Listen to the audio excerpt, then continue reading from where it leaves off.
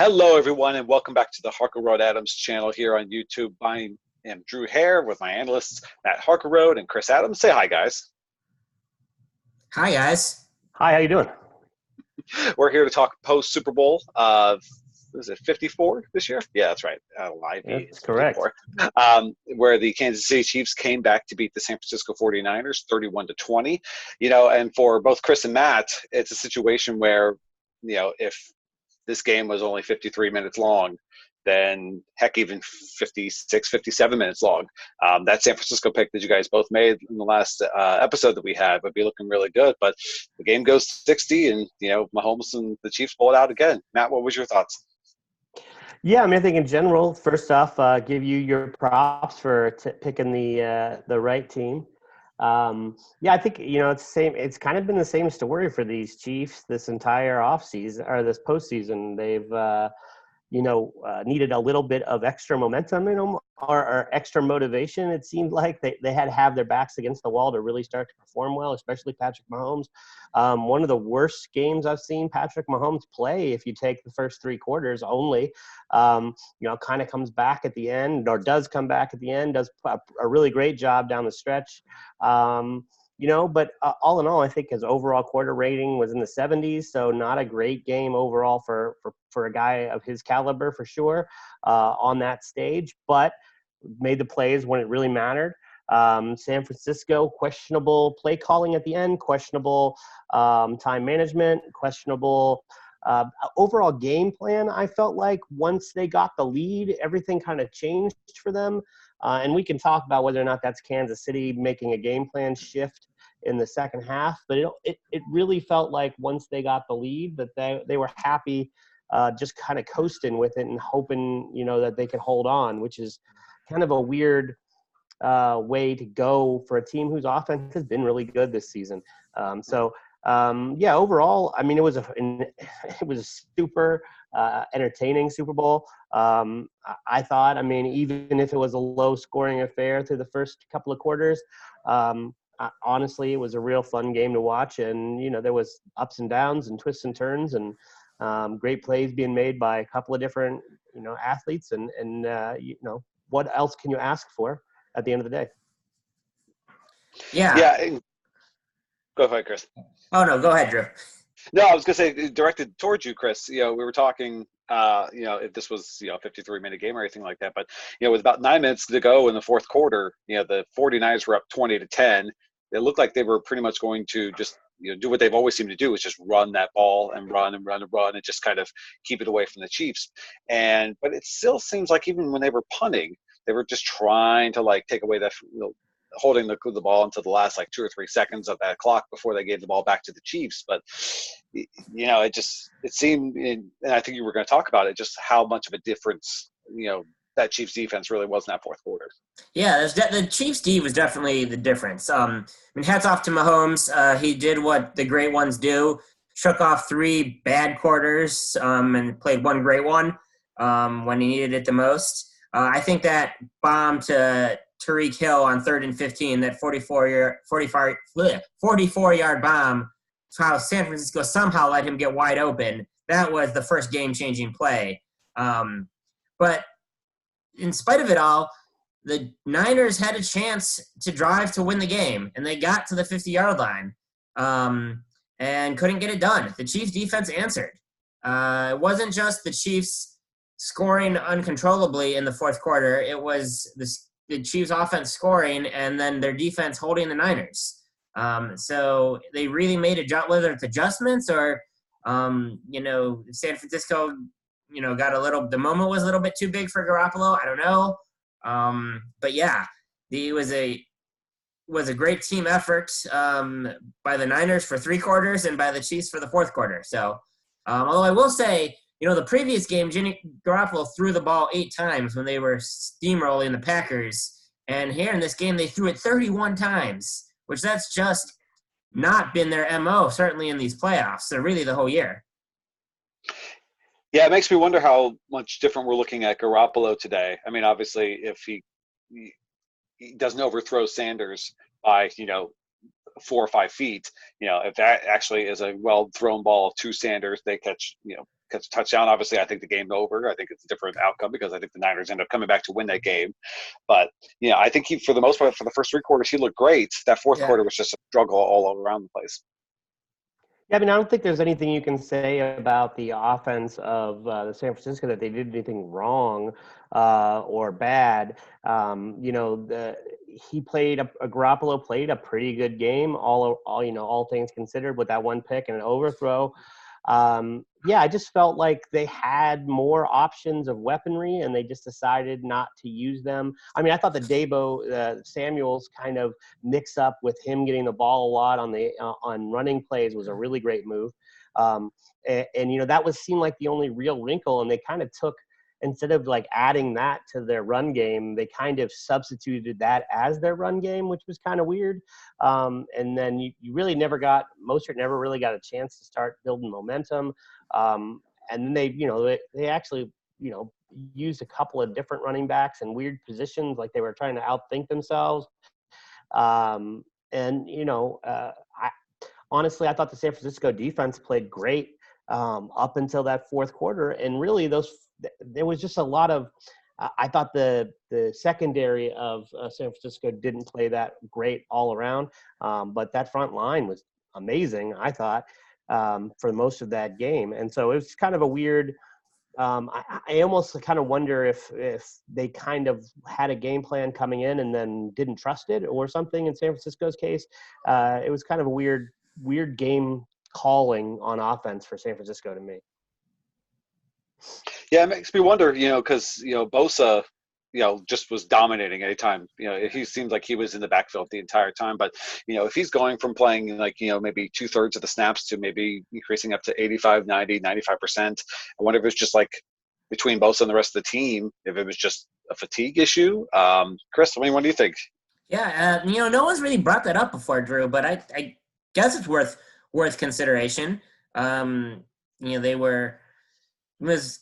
Game was kind of back and forth early in the first quarter, and then the Niners, pushed out in the third. I think there were some questionable decisions, and we can get into this. For the lack of use of timeouts, everyone's talking about Shanahan not using the timeouts at the end of the first half, which we can talk about. But I also want to say on that last play, that 4th and 10. That was down, and I tweeted about this from the account last night. They should. If I'm Garoppolo, I'm calling a timeout as that clock is running, as that play clock is running down. There's too much on the line there to rush and try to beat the clock and put yourself in that position. That play was dead from the minute that clock hit 0, and they were just snapping it at the same time. Yeah, and I think just even have the option to, they still had 3 timeouts. I mean, if push comes to shove, the Chiefs get the ball back, you still have 2 chances, to stop the clock. And with how pass happy Kansas City was and is, maybe they try to do, if it's 3rd and short, maybe they try to throw it. Maybe your defense gets off the field anyway and gets a chance to get the ball back. But I think you're right, Chris. They just took too many chances, just some really weird decisions that they were making.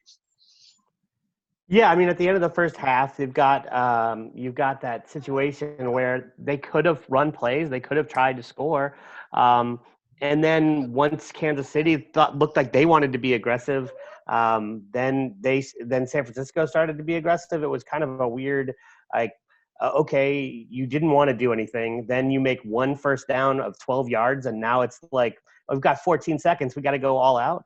And that pass interference play on Kittle was maybe a little strange of a call by the refs. But I mean, again, I think it was there. You just don't see it every day.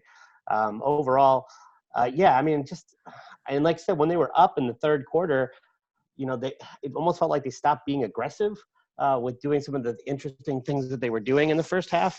Overall, I think it was more a Shanahan game plan not being the best overall, going into that second half. And I think Andy Reid definitely outcoached in that game, earned himself the trophy he absolutely deserves, and couldn't happen to a nicer guy. I guess all things considered, that was nice. Yeah, I think he cemented his Hall of Fame legacy with with that win. Absolutely. Yeah, absolutely. Also, Matt, I think in the last 15 seconds with your puppy on the screen, our number of subscribers has jumped by like 20. So let's keep that up. Yeah, well, she's run away now, so who knows what is she's doing. So if you see my she head falls moving under. around, Well, if you and the see my best head part is, moving around, yeah. well, the best part is if if she does become the third analyst of this show, we don't have to rename the network at all. It's still be That's Harkleroad-Adams. true. There you Are you go. We'll guys just have to put a are squared number on it. are you guys okay? I mean, I assume it was probably going to be expected once if the Chiefs won. Are you guys okay with Mahomes winning over someone like a Damian Williams? Yeah, I mean, I think it's obvious that the NFL is going to take their golden child of the moment and give them the trophy if they've got the opportunity. I thought Damian Williams was kind of the only thing really keeping him in the game for parts of it. Overall, Mahomes, like I said, didn't play a great overall game. A pretty good game in general, great fourth quarter, but not the best game I've seen him play. I guess it would be interesting to go back in time and say, like, how many quarterbacks have won the MVP with the numbers that Mahomes put up in that game. Nothing stellar if he didn't have that rushing touchdown. Probably doesn't even get in the conversation, I think, besides the fact that he's the quarterback of the winning team. To me, I don't know. It's a tough call to go away from obviously the catalyst in the fourth quarter to win that. But if you take the overall performance, it's kind of I think Damian Williams probably deserves it. And it's a great story if he wins it too. And undrafted, running back comes in and wins a Super Bowl MVP. That's a pretty great story too. So, but yeah, you kind of expected it to be Patrick Mahomes. I mean, hell, you put it on our Super Bowl prop bets as Patrick Mahomes of the field, and Adams and I both got it wrong. So yeah. Well, and it was also like, Damian Williams being a former Dolphin, and they had the story about him and Adam Gase, him wanting to come back and play for Miami. And then all of a sudden they just stopped returning his calls, I think, after he had off-season surgery. So even the fact that he's able to come back and, they went to him early, they went to him often. And at the end of the day, he, obviously iced it away with that last that touchdown at the end of the game. Chris, are you okay with it? I'm fine with Mahomes winning the MVP. Now, I will say, if you would have taken Mahomes' performance and kind of spread it out throughout the whole game, so if the Chiefs still won and he had the same stat line, but it was spread out across four quarters, I think there would have been a stronger argument to give it to somebody else, because on a whole, it wasn't a great overall game. But the fact that what he did, erasing a 10-point deficit in the fourth quarter, it's hard not to go with him. Because he made some big throws there. He had 2 TD passes in the fourth quarter. That Williams run that iced the game, yeah, that was nice. But honestly, the game was over at that point. I mean, that's equivalent to a baseball game, hitting a 3-run homer in the 9th inning, and your team wins by 5 instead of 2. Like, after the Chiefs got that stop there, the game was over, I think, anyway. So I think I'm not going to call that a garbage time touchdown by Williams, but it didn't wow me that much. Yeah, I feel like it was more an emotional, like, by that point the game was over after that fourth down stop. I mean, obviously it wasn't in scoreboard worthy because, San Francisco could have just gotten a stop and gotten the ball back. But I see what you mean. If I had to vote, I would have given it to Mahomes. Okay, fair enough. I just want to say we talked about in our last video that I had a feeling this was going to be a good Sammy Watkins game. I think 5 for 98 was a pretty good Sammy Watkins game. I mean, obviously, I think Tyreek Hill 9 for 105 still led the team, and obviously with what Damian Williams was able to do to get involved, Mahomes spreads the ball all over the place. I mean, everybody gets involved. Mm-hmm. I mean, I think even he's good. I mean, now it's going to come down to him or Lamar going forward for the next 10, 12, 15 years. There's a lot of good quarterbacks in the league, Drew. I wouldn't say that. I mean, those are 2 good quarterbacks that are still, obviously one's MVP, 2, last year's MVP, this year's MVP, and a Super Bowl champion MVP and whatnot. So, Matt, any final thoughts on the Super Bowl? I think, again, go back to, I thought the coaching duel on this game was just fascinating. I thought I think Garoppolo is probably going to get some hate for that overthrown ball. But, I thought he played a really great game. I think, his performance in that game probably moves him up in our quarterback rankings, just at least for me. I don't know about Chris, but I think, on a big stage like that, he came out, he played a great game. As far as Super Bowl goes, it was way better than the last one. So we got that going for us. I think, we talk about the face of the the NFL is probably now Patrick Mahomes after this win. I think that's clear. And I think, maybe it'll still be entertaining to see how offenses change with what San Francisco did in this season, what the Ravens were doing. I think those probably end up being the bigger storylines overall. But when it's all said and done, when you look back at the 2019-20 season, I think those are the storylines you remember, minus, with that Andy Reid gets a championship and maybe Patrick Mahomes gets his first. I think it was a good Super Bowl. Let's do it again. Yeah.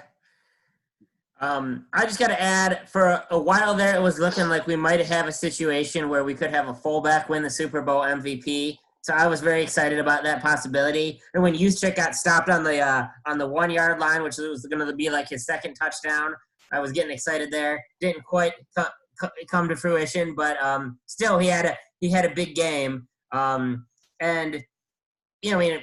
joke a lot about my love for fullbacks, but I think it's more emblematic of, like we're talking before, the variety in offenses. If anything else, this Super Bowl, this matchup was, and we've talked about this before in the video, but it's a big middle finger to all the groupthink and copycat nature that happens in the NFL, because you had the best quarterback in the league who throws it everywhere with a pass-happy coach on one side, and then the other side you had a run-heavy team most of the time with a fullback, and a team based on the run. And then in the Super Bowl you actually had the Chiefs running back went for over 100 yards and 2 touchdowns, and the Niners threw it a lot more than they usually did. So again, it just shows you that how important being adaptable, being flexible, and crafting your schemes to the players you have is more than anything the way to win in the NFL these days. Yeah, and Juszczyk in stuff the one would have been a perfect opportunity for him to throw a touchdown pass, like I predicted on our last video. That there was going to be somebody else that would have been perfect. I mean, he definitely would have won MVP at that point, even if he didn't. Yeah, that would have been perfect. And I think we've kind of talked all season long about, we've harped on these officials about all just the terrible officiating we've seen, just completely swing an outcome of a game, or just the tone of a game, and we just did not have that. It was you can tell that they saved the best referees and the best officials for the Super Bowl, and credit where it's due. Was a really good one. Yeah, credit where it's due. I can say some people, I think the OPI on Kittle, some people were talking about, but ultimately I thought that was the right call. It certainly was there. The spots were all solid. No egregious overturns. They did a phenomenal job. Yeah, I don't think we saw a challenge flag thrown all game, right? I think there was one. Was there one? Yeah. But if all their spots were dead on, I thought they did a phenomenal job, especially with some really complicated spots that they had early in that game, in the first half for sure. I thought they, finally the NFL picked a group of guys that could actually, really do the necessary work, apparently. And it was like the one crew that could actually pull it together, apparently. So, but they, all in all, as the year goes, it's going to go down as one of the probably big black marks against the NFL. But at least they pulled it together on their big stage. Yep. Absolutely. Of the two teams playing last night, which one do you think is more likely, and I'll open up for both of you, which one do you think is more likely to make it back to Super Bowl 55 next year? Kansas City. I also am going to say Kansas City. I think that's fair. I think San Francisco has a really good defense, really young defense. They still have some really good players, really young core on offense as well. But they have a lot of free agency issues. Just looking at some of the guys that they're going to be letting go. I mean, obviously, I think Matt Breida walking won't be too bad because especially if they found something in Mostert. But so, any final thoughts? I mean, you guys just want to talk about the season? Go ahead, Chris. One more point on that, though. Yeah, I think next year I would say Kansas City, but is definitely a favorite to get back. But after that, they're going to have to pay Mahomes, and we a lot of times we've seen these teams that get some Super Bowl runs with the rookie contract quarterbacks, and then when it comes time to pay their quarterback, then they have to make cuts elsewhere on the team. So it'll be interesting to see what happens like 2-3 years from now. Yeah, I mean, I'd say Kansas City just on the fact that they've got the best quarterback in the game. That's usually a good indicator of whether or not you can get back to the Super Bowl. Alternatively, the one thing that you could say about Kansas City that's tough is that they're, the Ravens, if they can keep what up they're doing together, that's a really tough competition to have. Whereas who knows what the second best team in the NFC is nowadays. So, and anything can happen, any team can show up. But if you look back, and, as you said earlier, the duel maybe for the 2020s is the Mahomes, Lamar Jackson duel in the playoffs like we had for years with, Brady and Peyton, So, I think that would be the one reason why you'd say Kansas City has less chance. But I feel like San Francisco, parts of what they are really good at kind of got exposed to. I think Richard Sherman did not look like the Richard Sherman of old in this game. And, some of those big holes, that throw to Tyreek Hill where they were completely wide open down the field. I don't know how you let the best player on their team, the fastest player on their team, that wide open. And I think it kind of showed some holes in their secondary. And Richard Sherman, again, not getting any younger. As the 2019 season comes to an end, before we go into, and obviously we're going to have a lot of videos in the off season talk about 2020 and beyond. Any final thoughts about any overall takeaways that you guys are going to be when you guys think about this season 2-3 years from now? What are you guys going to be thinking about? Yeah, I think for me, it's just that, what we talked about with, Lamar Jackson and this run-happy San Francisco team. I think maybe you'll start to see some more of idea that you have to run with what you have, and you're going to have to learn how to build teams in different ways. Like the Moneyball era of football may have begun, where you've got to figure out what pieces you can afford and how to build a winning team out of that group, as opposed to trying to fit a bunch of expensive guys into the same mold. Chris, how about you? Yeah, I think a lot of the same. Just the flexibility, and we've talked about this before ad nauseum, but just the fact that there's more than one way to build a successful team. There's a number of different ways to get it done, and that's again, building around players rather than plays and systems. Fair enough. All right, guys. Any final thoughts before we end the video for today? No, I think that's it. Early Super Bowl prediction. I'm going to go Seattle and Kansas City. That's what I'm going with right now. But we'll see how the offseason goes and what.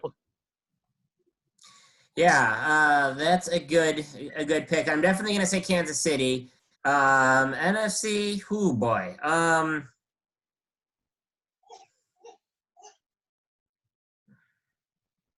I don't want to. I mean, that's a really good pick. I don't want to pick the same thing as Matt, though. So I'll say something just to be different. I'll say Kansas City and actually, Matt, you'll love this: Kansas City and Minnesota.